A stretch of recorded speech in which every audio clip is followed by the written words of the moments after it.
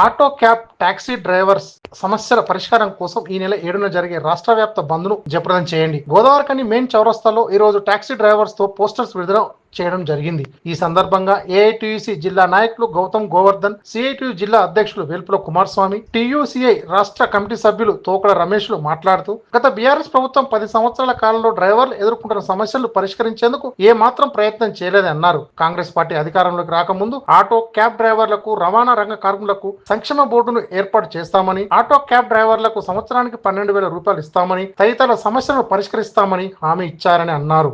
Auto cab డ్రైవర్ల సమస్యలు పరిష్కరించకుండా వారి మీద మరింత నిర్బంధాలు విధించేటువంటి పద్ధతులలో ఈ రాష్ట్ర ప్రభుత్వాలు పనిచేయడం జరుగుతుంది. కాబట్టి వెంటనే ఏదైతే కాంగ్రెస్ ప్రభుత్వం అధికారంలోకి రావడానికి ముందు క్యాబ్ డ్రైవర్లకు, ఆటో డ్రైవర్లకు ఇచ్చినటువంటి హామీలను నెరవేర్చాలని చెప్పేసి ఈ సందర్భంగా మేము డిమాండ్ చేస్తున్నాం. అదేవిధంగా 2019 నూతన మోటారు వాహన చట్టాన్ని కూడా రద్దు చేయాలని చెప్పేసి కూడా ఈ సందర్భంగా మేము డిమాండ్ చేస్తున్నాం. దీంతో పాటు కాంగ్రెస్ ప్రభుత్వం అధికారంలోకి వచ్చిన తర్వాత మహిళలకు ఫ్రీ బస్సు ఉచితం ఏదైతే పెట్టిందో దాని ద్వారా ఆటో డ్రైవర్లు తీవ్రంగా నష్టపోవడం జరిగింది. కాబట్టి ఆటో డ్రైవర్లకు కానీ, క్యాబ్ డ్రైవర్లకు కానీ సంవత్సరానికి 12,000 రూపాయలు ఇస్తానని చెప్పేసి కాంగ్రెస్ ప్రభుత్వం అధికారంలోకి వచ్చింది.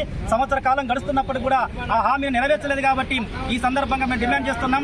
ఆటో డ్రైవర్లకు, క్యాబ్ డ్రైవర్లకు సంవత్సరానికి 15,000 రూపాయలు ఇవ్వాలని చెప్పేసి ఈ సందర్భంగా మేము డిమాండ్ చేస్తున్నాం. అదే సందర్భంలో ఆటోలకు థర్డ్ పార్టీ ఇన్సూరెన్స్ ను రాష్ట్ర ప్రభుత్వమే చెల్లించాలని చెప్పి కూడా ఈ సందర్భంగా డిమాండ్ చేస్తున్నాం. ఈ నెల 7వ తారీఖున జరిగేటువంటి బంద్ పిలుపులో అందరూ పాల్గొని విజయవంతం చేయాల్సిందిగా ఈ సందర్భంగా డ్రైవర్లందరికీ విజ్ఞప్తి చేస్తున్నాం.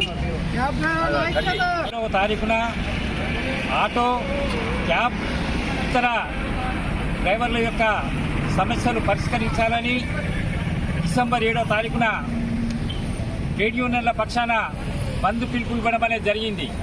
ముఖ్యంగా ఆటో, క్యాబ్ డ్రైవర్లు వాళ్ళ అనేకమైనటువంటి ఇబ్బందులను ఎదుర్కోవడం అనేది జరుగుతుంది. గత 10 సంవత్సరాల నుంచి కూడా వాళ్ళ సమస్యల పరిష్కారంలో ప్రభుత్వం పూర్తిగా విఫలం కావడం అనేది జరిగింది.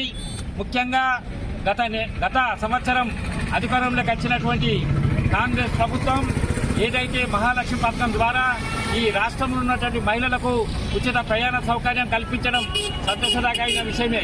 కానీ ఆటోల మీద జీవించేటువంటి, క్యాబ్ల మీద జీవించేటువంటి డ్రైవర్లు వాళ్ళకు ఉపాధిని కోల్పోవడం అనేది జరిగింది.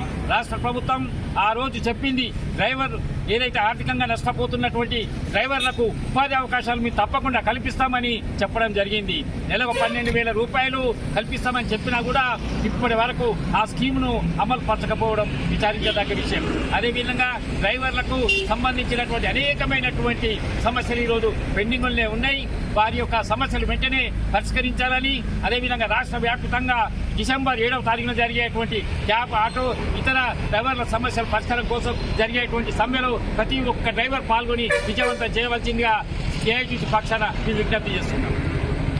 డిసెంబర్ 7వ తేదీన తెలంగాణ వ్యాప్తంగా జరుగు ఆటో, టాక్సీ, ఇతర రంగాల డ్రైవర్ల సమస్యల పరిష్కారం కోసం జరుగుతున్నటువంటి బంద్ను జయప్రదం చేయాలని టీయూసీఐగా విజ్ఞప్తి చేస్తూ ఉన్నాం.